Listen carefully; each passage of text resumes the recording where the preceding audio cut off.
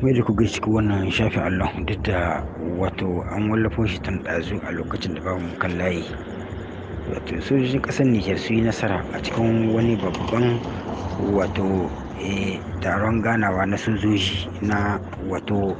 jinjina jiki kamar task force ƙarƙashin jagorancin Amurka da aka gudanar a nan ƙasar Cote d'Ivoire. Dama irin wannan wato antarnama ana yin shi shekaru zuwa shekaru ko a Burkina ko a Nijar ko a ƙasar Mali. Wato in ba ku manta ba an taɓa yin irin shi wanda Hassan Koita jagoran na gwamnatin mulkin kwarai na Mali da shi da wato Colonel Dumbuya na Guinea sun taɓa haɗuwa a nan Burkina Faso wajen wannan wato shinshina jiki da sojin ƙasashe na Afirka da na duniya suke yi, inda ake cewa sun taɓa haɗuwa a nan Burkina a lokacin da aka yi irin wannan taron jinjina na antarnama na kamar wata competition ce na ganin force special irin horon da suka samu a kasashen su daban-daban. To kamar irin shi da aka yi Cote d'Ivoire wajen ƙasa 29 suka halarci wannan taron wato na antarnama na kamar competition na ganin idan sun kware horon da suka sha a kasashen su daban-daban. Wato daidai labari mai daɗi a nan shine sojin Nijar su ne suke nasara cikin ƙasa 29. a nan dai ƙasashen da suka shaidar bataliya mai yawa akwai na Cote d'Ivoire da a ƙasar su ce, sannan akwai ƙasar Burkina Faso da Nijar, sannan kuma akwai sauran ƙasashen duniya. Amerika da wato su suka yi jagorancin wannan wato suka supervision wannan competition na yaya ake halbi da gaugawa, yaya ake wato laɓewa ko ake gubta idan ana kwamba. Shin idan wata situation ta kwamba ta fito kuma an ci ga 'yan ta'adda ku ga 'yan tawaye, ta yaya za ku yi idan suna wancan bangaren ku kaka za ku nuhace su da yaƙi,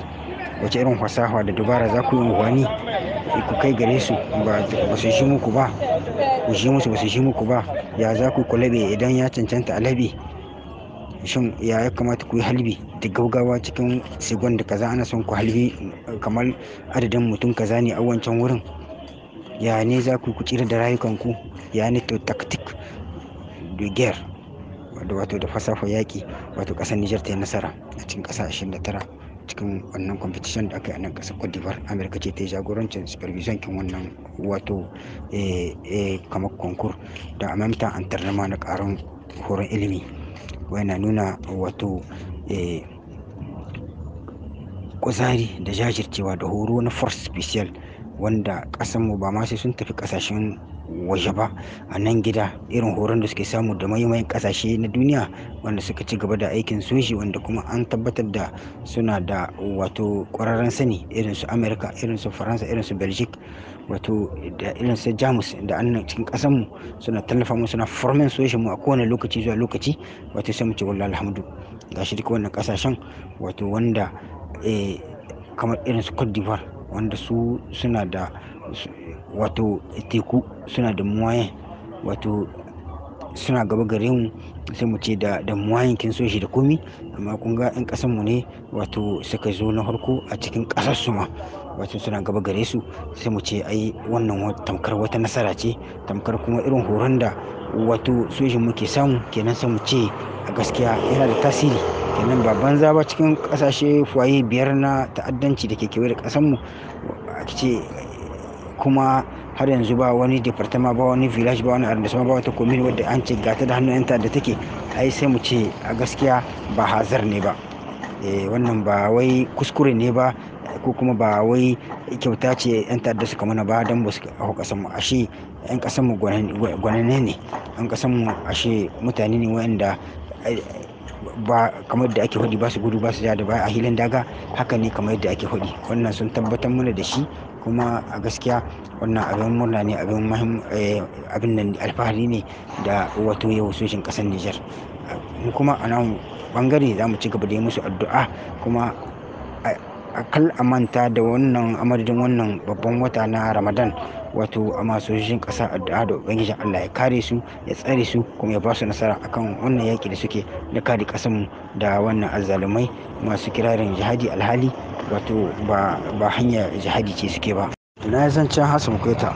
tun bai zam firizidankin Mali ba, a lokacin sun taɓa haɗuwa a nan Burkina wajen irin wannan competition da ake na shinshina wato task force, wato da shi da Dumbuya sun taɓa haɗuwa a nan Burkina Faso. wajen irin wannan wato an tarrama da amintan jaraba a ce kuma an sun kare an ga irin abin da suke da shi,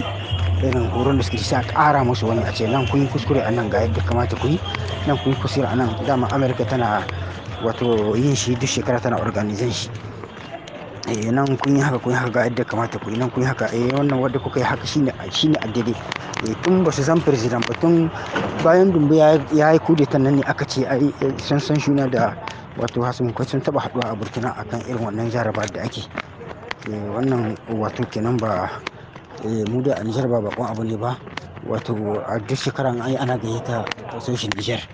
kuma an taba gayyata namu a ƙasar Algeria ba kuma ta ba da jimawa ba a marjan irin wannan wato entraînement jinjina ta soshi.